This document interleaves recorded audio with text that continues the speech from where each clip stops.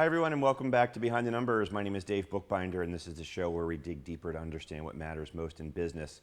If you have ever heard of Maslow's hierarchy of needs, you're going to really enjoy this conversation because today we're going to be talking about the business hierarchy of needs. And I'm pleased to welcome Jim Gitney, who is the author of that book, The Business Hierarchy of Needs. He's also the CEO of Group50 Consulting. Jim, welcome to Behind the Numbers. Oh, it's a pleasure to be here, Dave. Yeah, I'm really excited about digging into this. But before we jump into the business hierarchy of needs, why don't we just set the stage by allowing you to introduce yourself to the audience and give us a little bit of a feeling for your background? Great, thank you. I appreciate that. So, I've been at this for 45 years, worked for companies like GE, Black & Decker, Sunbeam, Rainbird Corporation, and have held positions inside those companies all the way up to the head of ops with a multi-billion dollar P&L. And in 2004, left corporate America and formed my consulting firm called Group50 Consulting. My background for my career has primarily been a fix-it guy. And when you do fix-it work, you always walk into a situation where there's a need for change. And there's a need to make sure that the strategy is clearly defined and that the people inside the organization are fully aligned with the changes that need to be made. Now, I'm talking about fix-it work, but if you stand back and you think about regular companies who aren't in trouble, the same principles apply. And in 2013, I created the business hierarchy of needs and use it in every project we do inside of Group 50. We've applied it to over 200 projects and have helped our clients improve their top and bottom lines by over $3 million during that period. Thank you. We're going to definitely be unpacking some of the particulars of the business hierarchy of needs, but let's set the frame for the audience, Jim, by allowing you to explain what the business hierarchy of needs means. So if we can draw the parallel to Maslow's hierarchy of needs, it applies to individuals. And it basically says that there are a certain number of core requirements that need to be met in order for you to achieve something called self-actualization. There's psychological, there's safety, there's love and belonging, etc. And if you stand back and you think about it, if it applies to people, it can be applied to teams of people, and it can be applied to businesses. And that's why we created the business hierarchy of needs. It has three levels: planning and strategic planning, and then knowledge and change management, which is I'd like to call the focus on the organization, the bridge between strategy and results, and then implementation. And in order to be able to do that, just like in Maslow's hierarchy of needs, you need to move through each level in sequence before you can actually get to full implementation, full successful implementation of a company's business strategy. That's why we call it the business hierarchy of needs. So let's start from the beginning. One of your chapters in the early part of the book is called The Most Important Goal. That certainly begs the question, what is the most important goal, and how do we get started in thinking about building this hierarchy and achieving ultimate self-actualization for the firm? Well, if you sit and think about it, we as individuals, and it doesn't matter whether I'm the CEO or I'm a supervisor on the shop floor, we as individuals want to be led. We want to be led in on the from what to what by when. We want to know that we are part of something bigger. And so the most important goal is defined as the single most important achievement that the company wants to make. And so that's typically defined by the owners of the company, whether it's a private individual, a founder, or a board of directors, or a PE firm, or even a publicly held company. Owners have an expectation on what the company is going to achieve. And so when we do strategic planning with a company, we first start with the most important goal. And so that might be double enterprise value. It might be prepare for sale. It might be double the size of the company. Each one of those most important goals will have a unique set of needs and a unique set of strategies and tactics. Now, one of the things that I learned throughout my career, going back to the we all want to be led, if you tell me what the end game is, what the objective is, then it's a lot easier for me as an individual or as a member of a team or as a leader of a team. It's a lot easier for me to think through what I can do to help the company achieve its most important goal. As a matter of fact, in the book, I say the very first thing a company should do is create its most important goal and communicate it to everybody in the organization and ask a simple question. What are you doing and what can you do to help us achieve our most important goal? And it's amazing how creative and how committed people throughout the organization can be to that. And that's a really good segue to the next thing I wanted to discuss with you, because I find it interesting that early on in your book, certainly in conjunction with building this most important goal, you talk about employee engagement and leadership. What's the connection there between the engagement and leadership and achieving this most important goal, Jim? So I'll go back to something I said earlier. We all want to be led. We want to know the from what to what by when. But where engagement comes in is we want to be part of the how. And I learned that during my career in doing something we call Kaizen, where you get a group of process owners, and it could be a manufacturing process, it could be a business process, together and ask them to improve that process. And because they own it and they're responsible for it, when they make recommendations on how to improve it, they're fully committed to it. They're aligned with it. They've committed to it. They're accountable to it. And that's the true definition of engagement. And so what we do inside when we implement a strategic plan utilizing the business hierarchy of needs is we attempt to get as many people in the organization as possible involved in developing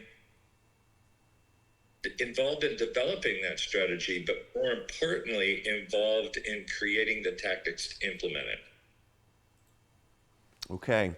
So I think you've alluded to what drives engagement when you talk about having a clear objective and folks buying into, we'll call it the mission. But any other things that you've seen that drive engagement? Any advice that you'd offer leaders out there who are listening and watching to the program? Well, it really boils down to if I know what I'm accountable to, and I know that I'm part of something bigger, which is extremely important to the Gen Z and the Gen X and millennials. They want to know that they're part of something bigger. Then engagement and commitment to what we're going to do is a lot more important and a lot more implementable is the word I'm going to use. Now, the Gallup group put together a set of numbers for my book, and the numbers are mind-boggling. Companies that have a high score for full engagement of their organization, and that's all levels of their organization, can realize 23% improvement in profitability, 18% improvement in productivity, 81% reduction in absenteeism. So that's the pot of gold that's at the end of this engagement rainbow. It proves that when people are engaged and they're involved in having a say in their future, the business performs much better both on the top and bottom line. Yeah, and I couldn't agree with you more. I've often said that employee engagement or discretionary effort is the holy grail of employee engagement, and that's what drives the innovation, the going above and beyond, and that's where the magic really happens. And the statistics that we continue to see are that employee engagement generally tends to be around 33%. So, 3 out of 10 people that show up at work today are engaged. Yeah, and those are disheartening numbers. Yeah, so just imagine because that means that 66% of your organization, actually 67% of your organization, isn't contributing to the business performance like they could. Now, what's interesting about this is that most of us, if we know what the objective is, can figure out what we need to do. No MBA, no college education required. We know how to do it. And we use a tool called Where to Play and How to Win as the way to communicate business strategy throughout the organization. Why? Well, because all of us know that concept. From the very first day we walked onto the baseball field or the soccer field or the football field, we understand the idea of where to play, and we understand the concept of how to win, and we also understand the concept of keeping score. And so we use that fundamental premise as a way to communicate to people throughout the organization how we are doing as individuals, how we're doing as a team, and how we're doing as a business. And the most important goal is another measure, right? So if I want to double sales, there's a simple measure to tell me how I'm doing that, how I'm doing relative to that metric. Yeah, Jim, for folks who are watching and listening and want to learn more about you or where they can pick up the book, tell them how they can do that. So the title of the book is Strategy Realized, The Business Hierarchy of Needs. It's available on Amazon. Just type in Strategy Realized, and you can pick it up there. There's also a website behind it called www.strategyrealized.com, and there are a whole series of workbooks and downloadable resources and supporting articles for people who want to research it a little bit more. Great. Thank you for that. I want to continue on here a little bit and diving deeper into the hierarchy of needs. And in the book, you talk about organizational design and structure. Give us a little bit of flavor for how organization design plays into this hierarchy of needs. So organizational design, level 2, the bridge between strategy and results, is an incredibly important element to successfully implementing strategy. So if you sit and think about it, let's say that my business, most important goal is to double in size. Well, I think we all can agree that a business twice its size is going to need a different organization structure and is also going to need a lot more people in the organization. So when we sit down and we talk about that next few years in the business strategy, we talk about how that organization structure needs to change. Now, one of the things I talk about in the book is that the old classic organization structure, finance and HR and marketing and sales, and that has become outdated because there's 3 principal activities in business today. The first one is market facing. Those are the group and teams of people who do everything related to the market, whether that's marketing or sales, portfolio management, product development, providing services, etc. Then the next level, the next activity behind that is the technology backbone. And as you and I had talked about earlier, I said, I'm hard pressed to find something that we do today that isn't driven by technology. And there's far too many of our clients who still do things on paper and who don't properly leverage the investment that they've made in technology.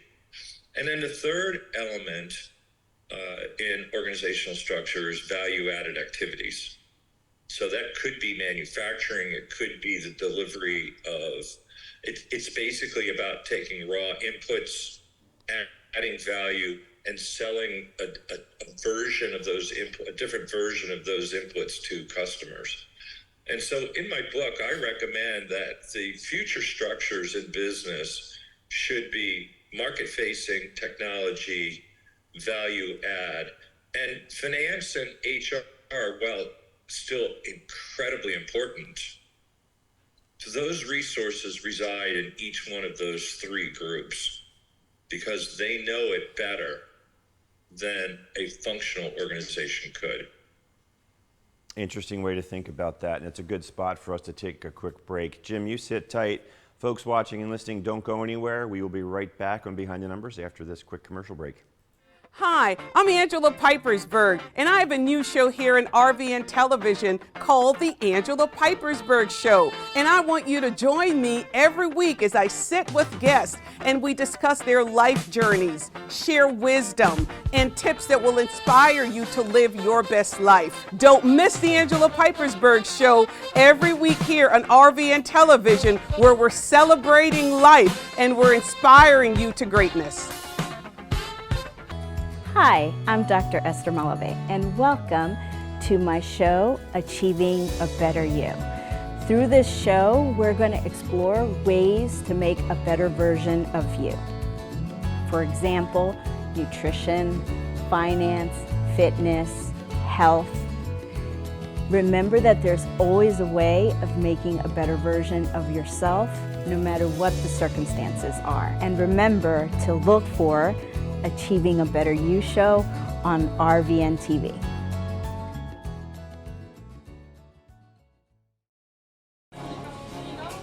Some say the world has never been more divided, more self-centered, Gosh, thank you so much. more uncaring, Thank you. Oh, miss. Thank you. that we've never been more disconnected. But through our windows, we're able to see so much good every day. And welcome back to Behind the Numbers. I'm Dave Bookbinder, and we're talking with Jim Gitney, who is the author of The Business Hierarchy of Needs. Jim, really good conversation there in that first segment, and I want to continue this second segment by continuing to unpack this business hierarchy of needs construct. And I want to start with talent optimization. I think that leverages from where we were talking about designing an organization, and you were talking about future state of the business and what that looks like in terms of the people component. Talent optimization is a word that we hear a lot, or a concept we hear a lot. What does that mean in the context of the business hierarchy of needs? So, Dave, prior to the break, we talked about organizational structure. And we talked about the fact that it's very likely that if an organization successfully implements its business strategy, it's going to look different in the future than it does today. We take the time, it's important in understanding your unique business hierarchy of needs, to take the time to understand what type of people are going to be needed inside the organization to run it 4 or 5 years from now. And to begin the process of either developing the people inside your organization or identifying the people you need to acquire externally in order to be able to successfully run your business once you've achieved your most important goal. Now, in many organizations that I've been involved with, both during my career and during and with the over 200 companies we've done consulting work for, we find that a lot of times talent decisions are made at the last minute. And what the business hierarchy of needs attempts to do is to cause the leadership team for a company to think through what that organization needs to look like and what the learning maps are, what the skill sets are required in order for the talent in your organization to be able to successfully operate in the future. So let me give you an example. We talked about the technology backbone. I like to think of myself as a pretty darn good user of Excel, but I'll bet I don't use 10% of its capability. Now, interestingly enough, I find that same thing exists inside of our clients where they've made huge investments in ERP or in an internet platform or in marketing or in logistics, and they don't fully leverage the capability of those software packages.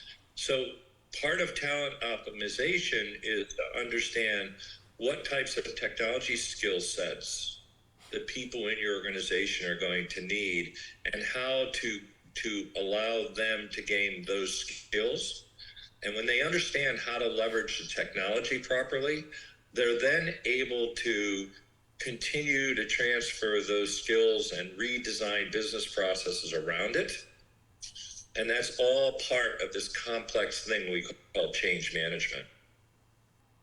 Jim, are there organizations of a particular size that would benefit most from this hierarchy of needs approach? So thanks for that question. It's a little bit less to do about size than where they are in their business life cycle. So I've written a series of articles around something called an inflection point.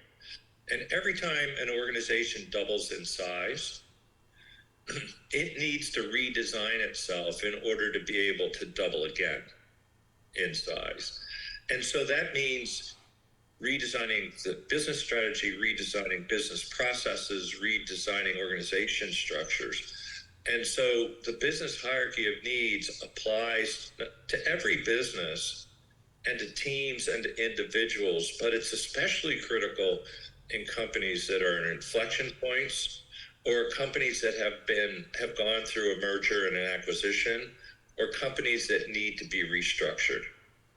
Because that's where the most significant risk exists in terms of successfully implementing the future. Thank you for that, because when you talked about laying out a skill map, it struck me for a minute that perhaps smaller organizations might not have that kind of capability in-house. Well, that may be the case, but if you sit and think about it, what happens to an entrepreneurial organization that, say, does $25 million in sales and wants to grow to 50? A company that's $25 million in sales is typically run in the head of 2 or 3 people because they're the people that brought it there. When they get to 50, those 2 or 3 people can no longer run it by themselves. They need to surround themselves with other capable individuals in order to move from 25 to $50 million. And so the thinking through the business hierarchy of needs and the skill sets needed to be successful at $50 million applies equally as well. Jim, we're coming down to the final few minutes here in the program. It does go very quickly, but I wanted to talk to you about kind of bringing it all home in the concept of measuring the results. Can you talk about that? Yes, so it all starts with the most important goal. And the most important goal needs to be measurable. And we, as a team, can sit and break the most important goal down into its fundamental elements. What's going to contribute to us doubling enterprise value? Or what are the things that we need to do in order to double sales? And we break those things down. It might be hiring, it might be new products, it's obviously financial measures. And everyone contributes to the success of each one of those. So we do something called cascading objectives, where we work with the teams throughout the organization to identify the measurable things they can do that are going to contribute to the most important goal, and we track those measurements. And in Sorry, I interrupted you. I was going to say it becomes part of the corporate dashboard. Got it. So now we're able to measure. So in 60 to 90 seconds, tell us about the kind of results that you've achieved from doing this with your client companies.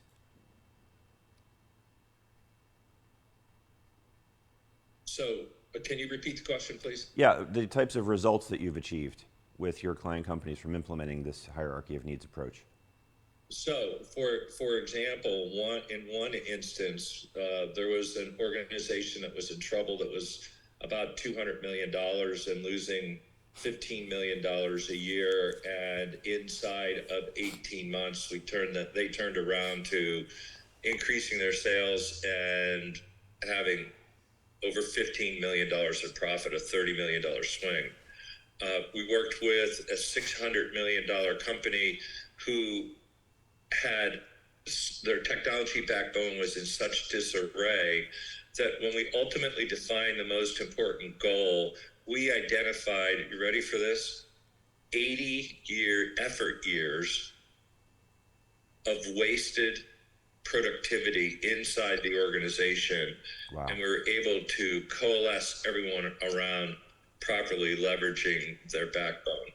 We're working with a company right now whose rallying cry is 47 and 27 to get to $47 million in sales, and have laid out all of the elements throughout the business hierarchy of needs required for them to achieve that. So those are just three examples, Dave, of what I believe are very successful applications of the business hierarchy of needs. Yeah, and we don't have time to go into it, but just from a valuation lens, which is the world that I live in, we talked about this, about de-risking the business. And when you de-risk the business, it tends to increase valuation. And everything that you've described here really lends itself to de-risking the business. So, Jim, unfortunately, we are out of time, but I want to thank you so much for joining us today on Behind the Numbers. You're welcome. It's been my pleasure. It was a lot of fun. Look forward to hearing more about what you're up to with this. We've been talking with Jim Gitney today, the CEO of Group50 Consulting and author of Business Hierarchy of Needs. Definitely check that book out. Like he said, it's available on Amazon. And I'm Dave Bookbinder, and I've got a couple of books that are also available on Amazon, The New ROI, Return on Individuals, and The New ROI, Going Behind the Numbers. Appreciate you checking those out as well.